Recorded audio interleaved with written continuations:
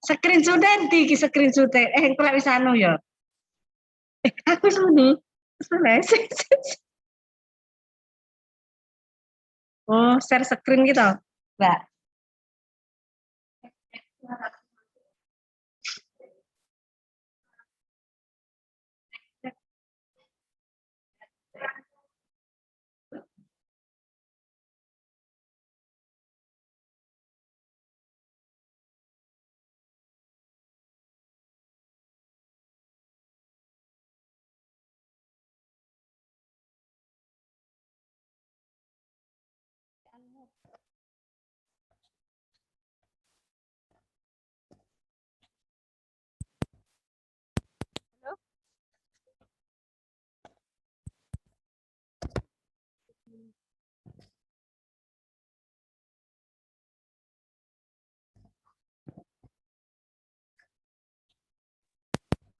Cek.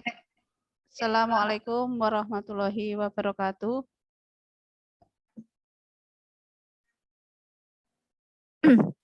Oke, kita bisa mulai, Ibu-ibu. Kebetulan ini kayaknya yang masuk ibu-ibu semua. Siap. Oke, kita mulai saja kegiatan webinar kita siang hari ini. Bismillahirrahmanirrahim. Assalamualaikum warahmatullahi wabarakatuh. Selamat siang, Ibu Bapak. Selamat datang di webinar Desiminasi VCT Batch 9 dengan tema penggaraman. Pada kesempatan hari ini, saya perkenalkan terlebih dahulu narasumbernya. Tapi Bapak Ibu perlu saya perkenalkan diri dulu ya. Saya hari ini sebagai host, saya Triwahyuni. Sebelumnya saya perkenalkan terlebih dahulu narasumber kita, yaitu Ibu Listiana Tapalupi SPI, selaku presenter, dan Ibu Etika Cahyaning Tias SPI MP, selaku moderator. Baiklah, tanpa panjang lebar, kita langsung saja mulai webinar kita siang hari ini. Waktu dan tempat saya serahkan ke Ibu Moderator, Ibu Etika. Monggo. Baik, terima kasih Ibu Triwahyuni. Assalamualaikum warahmatullahi wabarakatuh. Puji syukur kehadirat Allah Subhanahu wa taala bahwasanya pada siang hari ini kita masih dalam keadaan sehat walafiat, masih diberi kesempatan untuk bertemu meskipun dengan cara online. Salawat beserta salam semoga tetap terlimpahkan kepada junjungan kita Nabi besar Muhammad Shallallahu Alaihi Wasallam. Bapak Ibu peserta webinar yang saya hormati, pada siang hari ini webinar tentang penggaraman ikan akan disampaikan atau dipaparkan oleh narasumber kita, Ibu Listia Natapalupi SPI. Ibu Listia Natapalupi ini lahir di Kota Trenggalek, Kecamatan Watulimo, Desa Watulimo.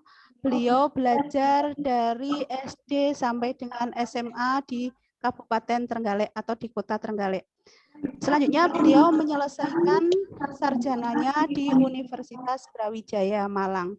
Sampai saat ini Ibu Listia Natapalupi adalah pengajar pada kompetensi keahlian agribisnis perikanan air tawar dan agribisnis pengolahan hasil perikanan di SMK Negeri Watulimo. Demikian kurikulum vitae dari Ibu Listia Natapalupi. Untuk pemaparan beliaunya atau sesi kita hari ini akan saya bagi menjadi 3 session. Pertama adalah pemaparan dari narasumber, kemudian ada sesi tanya jawab, dan yang ketiga penutup atau kesimpulan atau closing statement dari narasumber. Baiklah, untuk mempersingkat waktu, saya persilahkan Ibu Listia Natapalupi mempresentasikan pemaparannya tentang teknik penggaraman ikan. Monggo Bu Listia Natapalupi. Ya, terima kasih pada Ibu host dan moderator, yaitu host Bu Triwahyuni dan Bu Etika Cahyaningtyas. Terima kasih ada waktu yang telah diberikan, dan juga sebelumnya saya ucapkan Assalamualaikum warahmatullahi wabarakatuh. Untuk para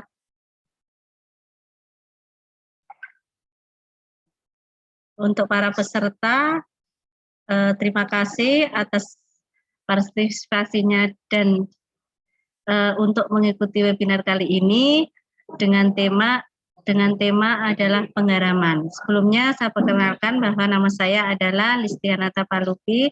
Di sini saya akan menjelaskan tentang penggaraman. Mungkin pada kali ini, peserta webinar kali ini, ada yang sering mungkin pernah mendengar penggaraman. Di sini ikan yang telah mengalami proses pengeringan dan penggaraman yang kita ketahui pada pengolahan ini adalah ikan pindang dan ikan asin. Kemudian tujuannya adalah untuk mempertahankan atau memperpanjang daya tahan dan daya simpannya. Kemudian di sini garam adalah sebagai bahan pengawet atau kemurnian garam sangat mempengaruhi mutu ikan yang dihasilkan, di mana garam akan memberikan kesegaran pada ikan supaya tahan lama, karena di mana ikan adalah cepat membusuk. Kemudian yang kedua, untuk meningkatkan konsistensi nilai gizi, cita rasa, kemudian mengendalikan keasaman dan kebiasaan serta dapat memantapkan bentuk dan rupa. Jadi teksturnya. Kemudian kita lanjutkan lagi, garam secara umum garam terdiri atas 39,39% natrium dan 60,69% kalsium, klorida bentuk kristal seperti kubus dan berwarna putih. Kemudian garam mempunyai tekanan osmosis yang tinggi sehingga dapat mengakibatkan terjadinya peristiwa osmosis dengan daging ikan.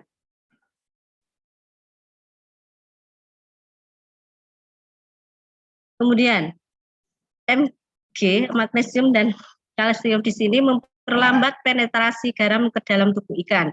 Kemudian menyebabkan ikan menjadi higroskopis sehingga sering menimbulkan masalah dalam penyimpanan. Kemudian garam yang mengandung CaSO4 sebanyak 0,5 sampai 1,0% menyebabkan ikan asin yang dihasilkan mempunyai daging yang putih, kaku, dan agak pahit. Kemudian garam yang mengandung magnesium klorida atau magnesium sulfat akan menghasilkan ikan asin yang agak pahit. Kemudian garam yang mengandung Fe dan Cu dapat mengakibatkan ikan asin berwarna kuning atau coklat kotor. Jadi ada beberapa jenis garam yang bisa menyebabkan hasil akhir dari pengolahan penggaraman itu kadang-kadang warnanya juga bisa menyebabkan berbeda. Kemudian ini ada komposisi kimia garam, ada yang kelasnya 1, 2, dan 3. Unsurnya di sini. Ada NaCl, kemudian CaCl, dan sebagainya. Kita lanjutkan ke metode. Metode pada penggaraman itu ada penggaraman kering, kemudian penggaraman basah, kemudian ada penggaraman campuran. Kita bahas dulu, Bapak Ibu, peserta webinar kali ini kita jelaskan dulu. Yang pertama ada penggaraman kering atau dry salting, jelasnya. Kemudian di sini pertama-tama adalah menaburkan atau melumurkan garam di atas permukaan ikan. Kemudian metode penggaraman kering menggunakan kristal garam yang dicampurkan dengan ikan. Kemudian ikan disusun selapis demi selapis di dalam wadah, diselingi dengan lapisan garam. Kemudian cara penggaraman kering yaitu timbang garam terlebih dahulu. Apabila ikan besar itu 20 sampai 30% dari berat ikan. Kemudian ikan sedang 15 sampai 20% dari berat ikan. Kemudian ikan kecil 5% dari berat ikan. Yang kedua, ditata berlapis antara garam, garam, dan ikan pada lapisan atas garam agar tidak dihinggapi lalat. Kemudian yang nomor 3, tutup wadah. Setelah itu hasil akhir dari penggaraman kering itu biasanya adalah teksturnya kencang dan padat. Kemudian seperti ini adalah cara kita menata pada penggaraman dengan menggunakan dry salting. Kemudian yang kedua, penggaraman basah atau wet salting. Di sini yang pertama yaitu dilakukan dengan cara merendam ikan di dalam larutan garam jenuh. Kemudian ditiriskan dan dikeringkan. Yang kedua, menggunakan larutan garam 30 sampai 50%. Setiap 100 liter larutan garam itu berisi 30 sampai 50 kg garam. Ikan direndam dalam jangka waktu tertentu tergantung pada A, ukuran dan tebal ikan, kemudian B, derajat keasinan yang diinginkan. Selanjutnya kemudian cara penggaraman basah yaitu membuat larutan garam jenuh terlebih dahulu, kemudian susun ikan dalam wadah, kemudian tambahkan larutan garam sampai ikan terendam seluruhnya. Kemudian ditutup sampai proses penggaraman selesai, di mana di sini yaitu ditandai dengan teksturnya padat dan lebih kencang.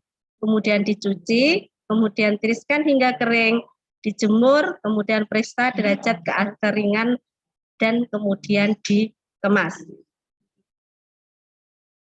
Cara memeriksa derajat kekeringan itu adalah tekan tubuh ikan dengan jari tangan. Jika tidak ada bekas, ikan dianggap sudah cukup. Kemudian untuk ikan berukuran besar, tutup bagian tubuh ikan yang dibelah. Jika tidak patah, berarti dianggap sudah cukup kering. Jadi itu untuk melihat derajat kekeringan pada ikan asin dengan menggunakan tadi penggaraman basah atau wet salting. Gambarnya adalah seperti ini cara dengan penataan wet salting. Kemudian lanjutnya yaitu penggaraman campuran atau can salting. Di sini yang pertama, ikan dicampur dengan garam dan dibiarkan di atas lantai atau geladak kapal. Yang kedua, larutan garam yang terbentuk dibiarkan mengalir dan terbuang. Yang ketiga, kelemahan dari cara ini adalah memerlukan jumlah garam yang lebih banyak dan proses penggaramannya berlangsung sangat lambat. Jadi itu penggaraman campuran atau can salting. Kemudian di sini itu adalah cara penataan pada proses penggaraman campuran atau can salting. Kemudian di sini adalah kerusakan ikan asin oleh bakteri yang disebut bakteri halofilik. Fakultatif halofilik yaitu bakteri yang dapat hidup secara baik pada media dengan kandungan garam sebesar 2%. Kemudian ada, mohon maaf, Kemudian saya lanjutkan, Obrida halofilik yaitu bakteri yang dapat hidup secara baik pada lingkungan yang mengandung garam dengan konsentrasi lebih besar dari 2%. Kemudian kita lanjutkan, di sini ada kerusakan mikrobiologis, yaitu yang pertama adalah Pingsuphoilaga disebabkan oleh bakteri halofilik yang menyebabkan timbulnya bercak kuning merah atau merah jambu. Ini biasanya terdapat pada tubuh ikan asin. Kemudian dan Sphoilaga adalah oleh jamur halofilik yang ditandai bintik abu-abu pada permukaan ikan. Kemudian ada Sphoilaga adanya reaksi antara asam amino dan senyawa karbonil hasil oksidasi lemak dirangsang oleh garam.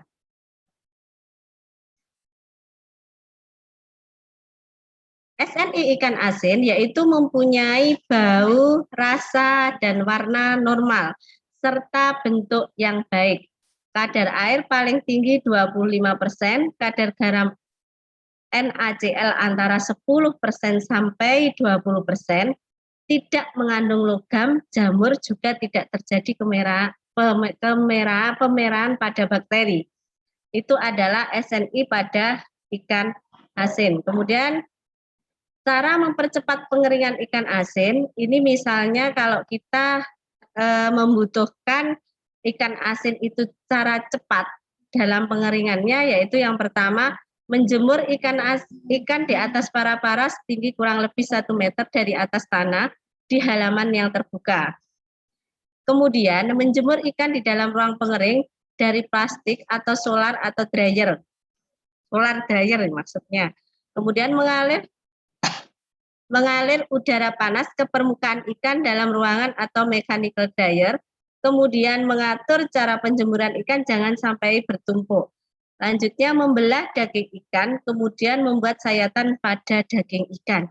Itu adalah cara mempercepat pengeringan ikan asin.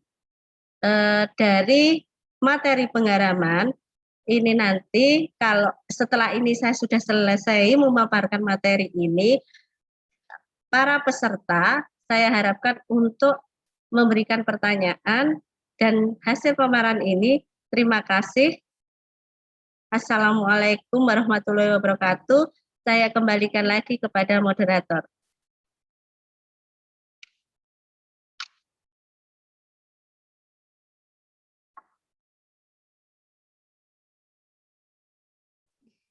Halo, Bu. Baik, terima kasih Ibu Listiana Tapalupi, SPI. Bagi peserta webinar, kalau ada pertanyaan silahkan bisa dimulai dari sekarang. Kalau belum ada pertanyaan, begini Ibu Listiana Tapalupi, seringkali ya kita melakukan penggaraman ikan itu dengan berbagai metode. Biasanya orang kalau yang paling mudah adalah menggunakan dry salting. Nah, untuk dry salting ini kira-kira ada apa tidak ya Bu kelemahannya begitu? Oke. Terima kasih Bu atas pertanyaan yang telah disampaikan. Bentar.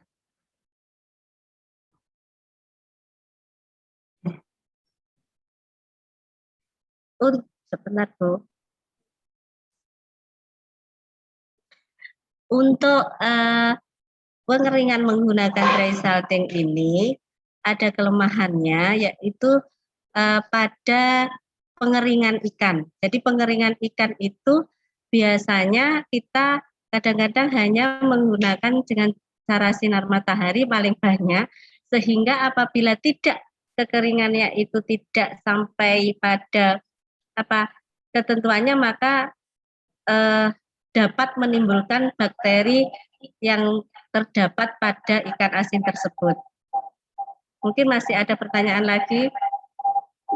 Dan juga mungkin di sini banyak yang cara penggaraman kering ini yang masih menggunakan sistem yang tradisional kebanyakan, sehingga kadang-kadang mulai dari penyimpanannya itu memang masih banyak yang secara tradisional, seperti itu.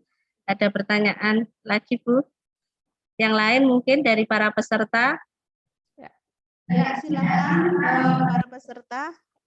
Kalau ada pertanyaan atau silahkan saja bertanya apa yang ingin diketahui tentang penggaraman ikan. Diketahui bahwa penggaraman ikan ini banyak sekali kita lakukan di kehidupan kita sehari-hari ya. Kalau di tempat kita ini kan hasil lautnya melimpah, maka kita dapat menyimpannya untuk memperpanjang daya awet dari ikan dengan cara menggarami atau ditaruh disimpan dengan garam.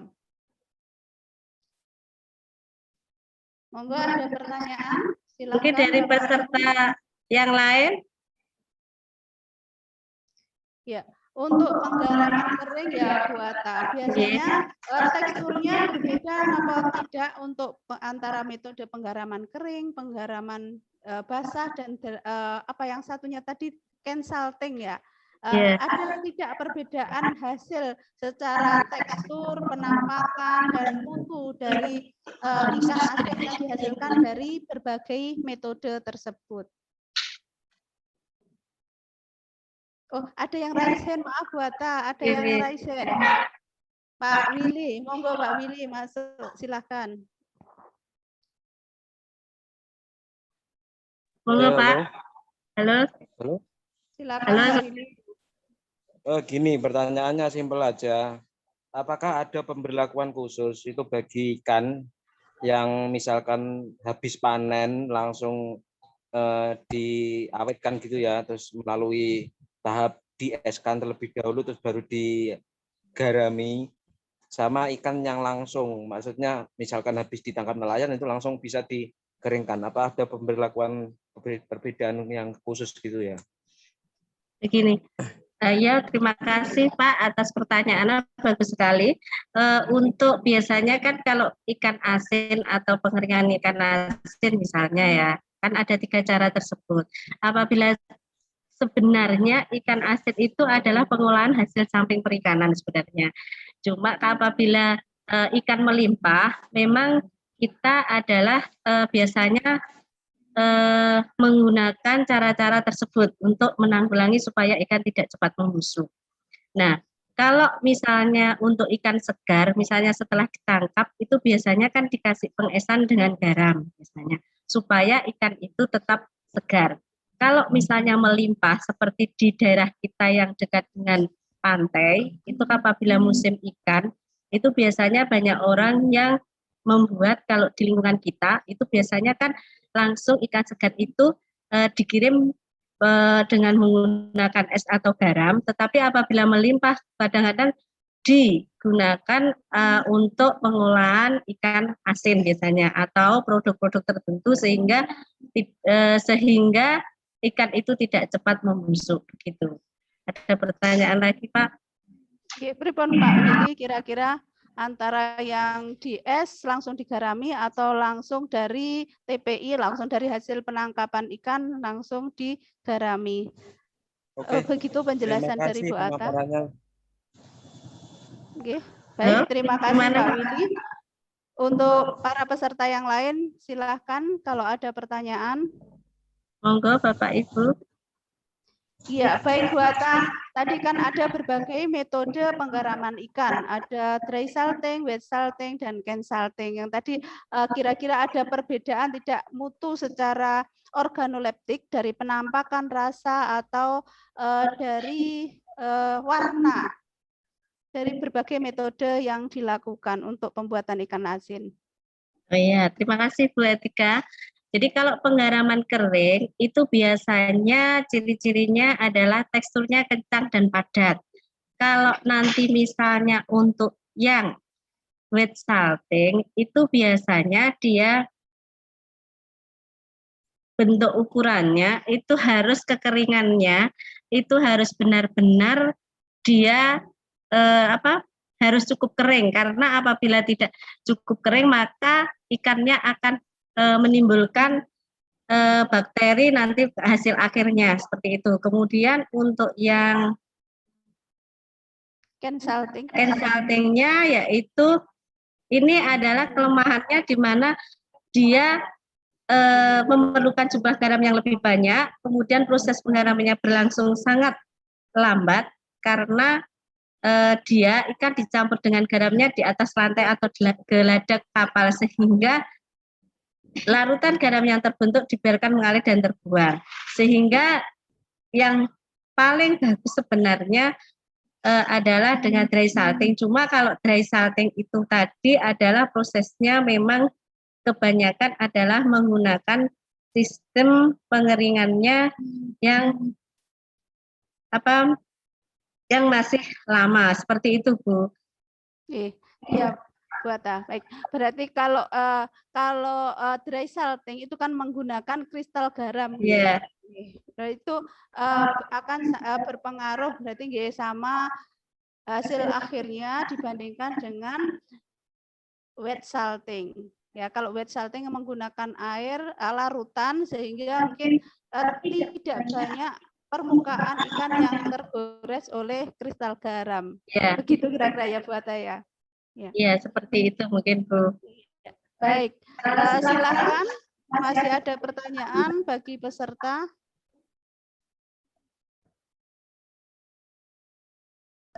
Bapak Ibu, ada pertanyaan tentang penggaraman ikan? Tadi sudah dijelaskan oleh Ibu Listiana Tapalupi tentang metode penggaraman, kemudian tentang kerusakan ikan asin. Jadi pada saat penyimpanan itu akan terjadi kerusakan ikan asin pada saat beberapa waktu setelah masa penyimpanan. Akan lebih cepat terjadi kerusakan jika teknik penggaramannya atau metode penggaramannya kurang sesuai dengan prosedur, begitu kira-kira. Silakan Bapak Ibu, ada pertanyaan lagi?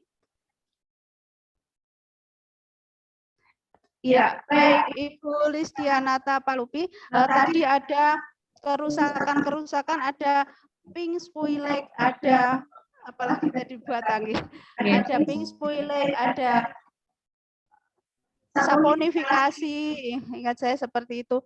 Kalau misalnya buat ikan asin itu sudah, maksudnya sudah terjadi kerusakan, tadi ada kemerah-merahan begitu. Itu kalau misalnya kita punya stok banyak, itu bisa diperbaharui atau tidak? Bisa dieliminir apa tidak kerusakan tersebut? Gimana, Bu? Ya. Ulangi lagi. Kalau kerusakan ikan asin itu biasanya kan tadi ada berbagai macam, ada pink spoilage, ada dust spoilage, ada kemerah-merahan. Nah, misalnya kita punya ikan asin yang stoknya itu banyak. Nah, ternyata kan untuk mendapatkan keuntungan kita kan harus tetap menjual ikan tersebut. Kalau misalnya adakah treatment untuk menghilangkan kerusakan-kerusakan tersebut, ataukah memang kerusakan itu memang tidak bisa diperbarui lagi, artinya sudah tidak bisa digunakan lagi ikan asin tersebut? Kira-kira bagaimana? Terima kasih, Bu, atas pertanyaannya, bagus sekali. Jadi begini, sebenarnya kalau kita melihat pada standar nasional SNI ikan asin itu kan harus mempunyai bau, rasa, dan warna normal serta bentuk yang baik. Juga harus memiliki kadar air paling tinggi 25%, tadi sudah dijelaskan. Sehingga apabila stoknya lebih banyak, itu penanggulangan kita, jadi kita harus betul-betul tahu bahwa bakteri yang terdapat pada ikan akan semakin banyak nanti kalau kita lakukan pada konsumen, sehingga seorang seorang produsen harus betul-betul atau untuk menjual daripada ikan asin tersebut harus tahu betul ikan yang dijual itu nanti akan menyebabkan orang atau konsumen yang membeli itu menimbulkan pada tubuh seseorang itu akan baik atau tidak, sehingga apabila stoknya semakin banyak, sebelum stoknya banyak maka kita harus mengambil langkah bagaimana caranya supaya stok itu tidak sampai begitu besarnya, karena apabila terjadi kerusakan mikrobiologis atau tadi yang dibilang bahwa pink spoilage yaitu disebabkan oleh bakteri halofilik yang menyebabkan timbulan bercak kuning, merah atau merah jambu, itu kita harus tahu betul bahwa akan bereaksi tidak pada pada makanan yang akan dibeli oleh konsumen tersebut, pada reaksi tubuh pada konsumen tersebut. Jadi kita harus tahu bahwa yang memang tidak boleh harus dipilah-pilah, yang memang sudah tidak layak untuk dikonsumsi lagi. Seperti itu, Bu. Mungkin kurang jelas. Ya, sangat jelas sekali Bu Atta. Terima kasih penjelasannya. Mungkin saya bisa menangkap bahwa untuk produksi ikan asin ini kita harus selalu habis begitu. Jadi kalau tidak habis berarti dia tidak akan layak untuk konsumen. Kalau tidak layak untuk konsumen berarti harus kita gunakan bukan untuk manusia, mungkin seperti itu. Dan untuk berproduksi itu harus menggunakan bahan baku yang baik, teknik atau metode yang baik, maka hasilnya akan bermutu yang baik juga.